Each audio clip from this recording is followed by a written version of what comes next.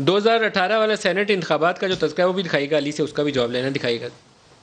2018 میں سینٹ کے انتخابات سے کچھ عرصہ پہلے ایک مذموم سازش کی گئی۔ اس مذموم سازش کے ذریعے بلوچستان کی صوبائی حکومت گرا دی گئی۔ اس کا مقصد کیا تھا معلوم ہے آپ کو؟ اس کا اصل مقصد سینٹ کے انتخابات میں سامنے آیا۔ اس سازش کے کرداروں میں لیفٹیننٹ جنرل عاصم سلیم باجوہ، جو اس وقت وہاں کے کور کمانڈر تھے، سدرن کمانڈ کے کمانڈر تھے، ان کا نام بھی آتا ہے۔ بتائیے علی صاحب۔ دیکھیں، میاں نواز شریف مسلم لیگ نواز کے لیڈر نہیں ہے، he is the former prime minister of Pakistan. تو اب اس کو آپ یہ دیکھیں کہ وہ آدمی، کیونکہ وزیر اعظم جو ہے وہ انتہائی ایک سب سے اہم پوسٹ ہے، اور ساری ملک کی جو ہے حساس نوعیت کی معلومات اس کے پاس ہوتی ہیں، انکلوڈنگ یور نیوکلیئر ایسٹس۔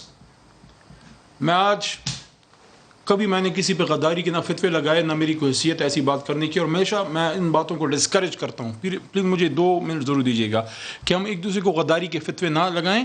ہم سیاست دان ہیں، سیاسی ایشوز پہ اختلاف رکھیں، لیکن ایک سابق وزیر اعظم جب اپنے ملک کی اس مقتدر ادارے کو ہٹ کرتا ہے جس کی وجہ سے پاکستان محفوظ ہے، اور جو پاکستان کے دشمنوں ہندوستان اور اسرائیل کی آنکھوں میں کھٹکتا ہے وہ ادارہ، تو آج وہ جوان سوال کرتا ہے کہ میں تو وزیرستان میں ادھر گولی کھا کے مر رہا ہوں، میں شہید ہو رہا ہوں اس ملک پہ، اور کسی کو پتہ نہیں ہے۔ تو میں پتہ بتا دیتا ہوں، اس اسلام آباد سے چند سو کلومیٹر دور مظفر آباد میں آج بھی لیفٹیننٹ ناصر شہید کی والدہ جو ہیں وہاں پہ موجود ہیں، جو اپنے بیٹے کی شہادت پہ وہ فخر بھی محسوس کرتے ہیں لیکن مغموم بھی ہیں۔ ایسے حالات میں ندیم ملک صاحب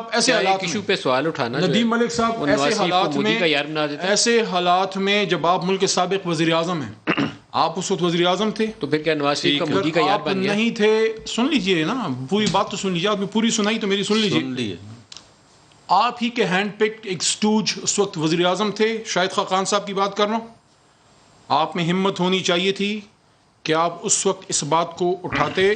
میں یہ سمجھتا ہوں کہ جس طرح کا ابھی کردار میاں نواز شریف صاحب کا سامنے آیا ہے، جس طرح اپنے اداروں کو ہٹ کر رک جائیں، آپ کی فوج کو تو ہندوستان ہٹ کر رہا ہے۔ شاہد خاقان عباسی تو آپ نے خود ہی سٹوج کہہ دیا، میں انہیں کچھ نہیں کہتا۔ ابھی انہوں نے عمران خان کے لیے بھی ایک چیلنج رکھا ہے، انہوں نے کہا یہ جو ابھی الزامات ہیں ان کی تحقیقات کریں، تو عمران خان کا تحقیقات کریں گے۔ نریندر مودی ایک نیریٹو کو لے کے چل رہا ہے، یہ میری بات، اس پہ مجھے ان سے جواب لے کے دیں، اس پہ مجھے ان سے جواب لے کے دیں کہ جس طرح نریندر مودی ایک نیریٹو کو لے کے چل رہا ہے، اگر سابق وزیر اعظم اپنی فوج کو ٹارگٹ کر رہا ہے تو کیا وہ ایک سیکیورٹی رسک نہیں بن گیا؟ زبیر صاحب، کیا میاں نواز شریف ایک سیکیورٹی رسک نہیں بن گئے؟